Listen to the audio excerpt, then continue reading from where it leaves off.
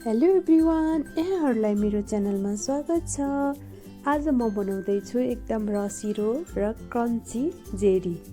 यो चाहिँ बनाउन एकदमै सजिलो छ र मैले यसमा चाहिँ कुनै पनि किसिमको फुड कलर युज गरेको छैन। एकदमै हेल्दी बनाउने प्रयास गरेको छु। हेर्नुस् त कस्तो राम्रो जेरी बनेको छ।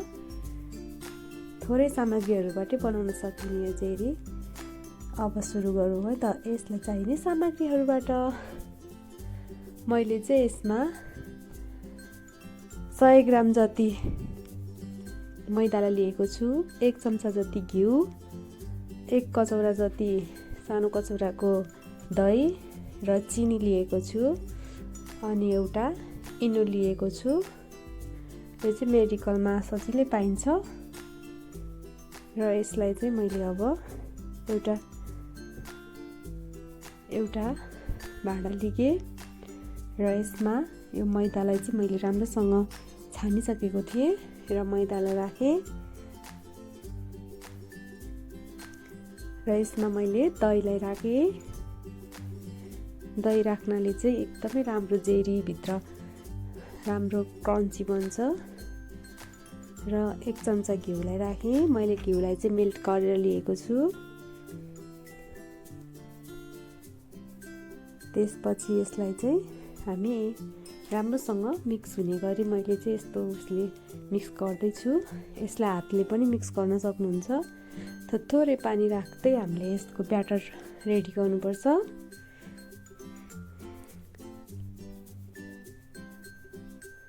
र यसरी मिक्स गर्दै जाने।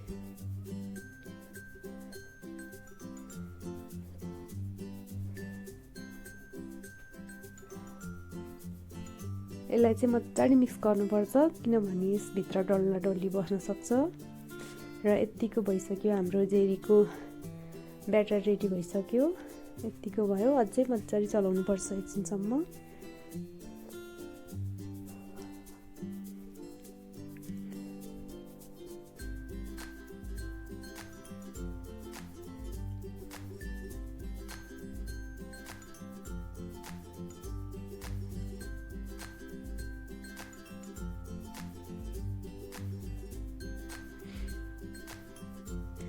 अब यसमा चाहिँ मैले थोरै बेसारलाई राखेको छु। यसमा अरू कुनै फुड कलर युज गरेको छैन, त्यसैले मैले 1 चुट्की जति बेसारलाई राखेर यसरी राम्रोसँग मिक्स गरेँ। बच्चाहरूले पनि खाने हुँदाखेरि बाहिरको फुड कलर युज गरिनँ मैले। र यतिको भयो र हाम्रो यो रेडी भइसक्यो। मैले अब चास्नी बनाउनको लागि एउटा कराईलाई लिएँ र यसमा मैले ऐनीको चिनीलाई राखेँ, 1 कचौरा जति चिनी र त्यसकै ठ्याक्कै आधी जसो पानीलाई राखेँ मैले। र अब यसलाई हामी राम्रोसँग यसको चास्नी बनाउनुपर्छ। बिस्तारै चलाएर राम्रोसँग पकाउनुपर्छ यसलाई। मैले चाहिँ फुड कलर युज नगरेकोले चास्नीमा पनि थोरै 1 चुट्की जति बेसार राखेर अनि यसलाई मैले राम्रोसँग चलाएँ।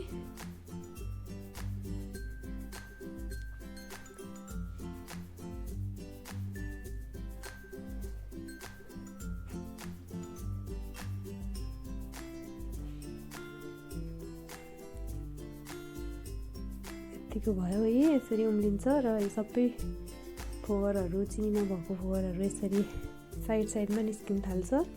र यसरी मैले सबैलाई यसरी निकालेँ।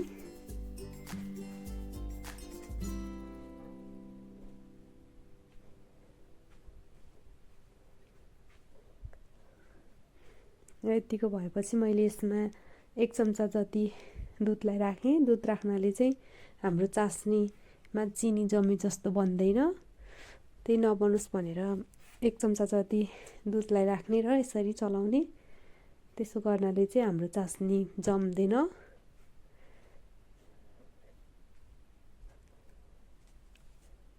यतिको भइसकेपछि हाम्रो चास्नी अब रेडी हुन लागिसक्यो। र यतिको भएपछि हाम्रो चास्नी रेडी भइसक्यो। मैले ग्यास अफ गरिसकेँ। अब हाम्रो यो ब्याटरलाई चाहिँ एकछिन रेस्ट हुनको लागि राखेको थिएँ र अब यसलाई मैले एउटा दुधको पोलिथिनमा राखेर यसरी राखेर मैले चाहिँ एउटा सस राख्ने बोतल लिएको छु। यस्तो खालको बोतल हुन्छ यो, अनि यसमा चाहिँ भर्ने। यो बोतलबाट बनाउन गएको छु। अब यसरी यो बोतलको यो दुधको प्याकेटको टुप्पोलाई यसरी कैँचीले काटेँ।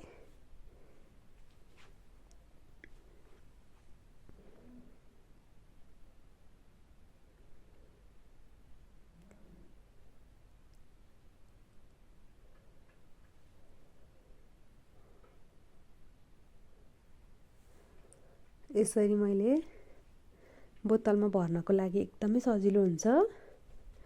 हजुरहरूले पनि यसरी नै भर्न सक्नुहुन्छ। अनि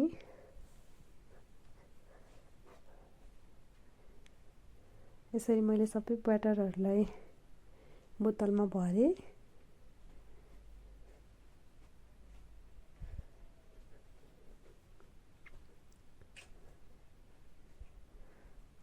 अब हाम्रो यो जेली बनाउनको लागि रेडी हुन लागिसक्यो।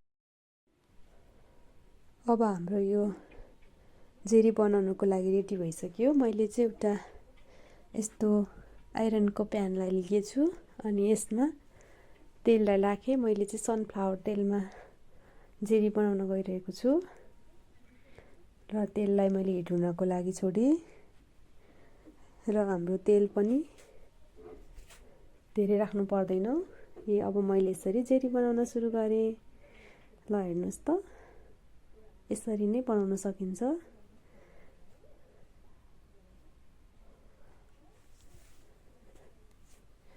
यस्तो बोतलबाट चाहिँ एकदमै सजिलो हुन्छ जेली बनाउन।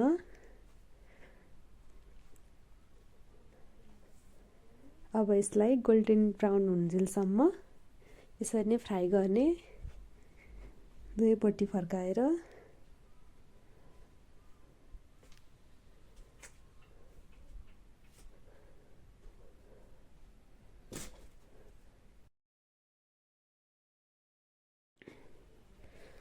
यो हाम्रो जेली गोल्डन हुन थालिसकेको छ।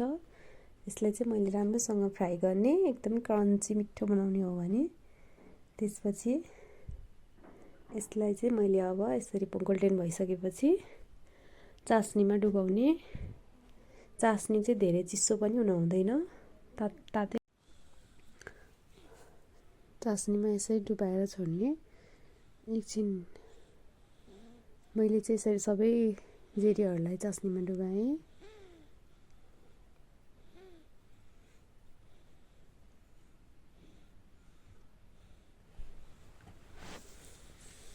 अब सबै जेलीहरूलाई मैले एउटा प्लेटमा निकालेँ। हेर्दैमा खाउँ खाउँ लाग्दो एकदमै मिठो भएको छ जेली।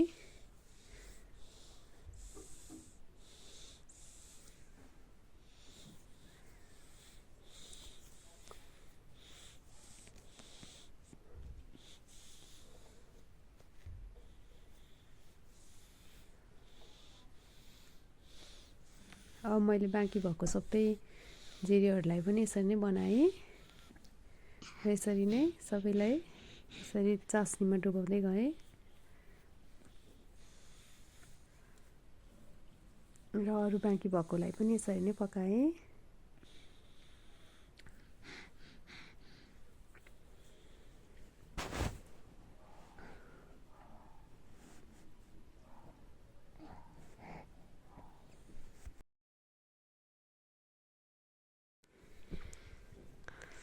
बाँकी भएकोलाई पनि सबैलाई यसरी नै सबै पकाएँ र हाम्रो सबै जेली रेडी भइसक्यो। र अब यसलाई मैले चाहिँ यसरी प्लेटमा सर्भ गरेको छु। मैले चाहिँ दहीको साथमा लिएको छु। हेर्नुहोस् त, एकदमै क्रन्ची, भाँच्दा पनि एकदमै मिठो रसिलो जेली रेडी भइसक्यो। यदि हजुरहरूलाई मेरो भिडियो राम्रो लाग्यो भने लाइक, कमेन्ट र सेयर गरी नयाँ हुने साथीले च्यानललाई सब्सक्राइब गरिदिनु होला। हजुरहरू पनि यसरी नै आफ्नै घरमा थोरै सामग्रीहरूबाट जेली बनाएर खान सक्नुहुन्छ।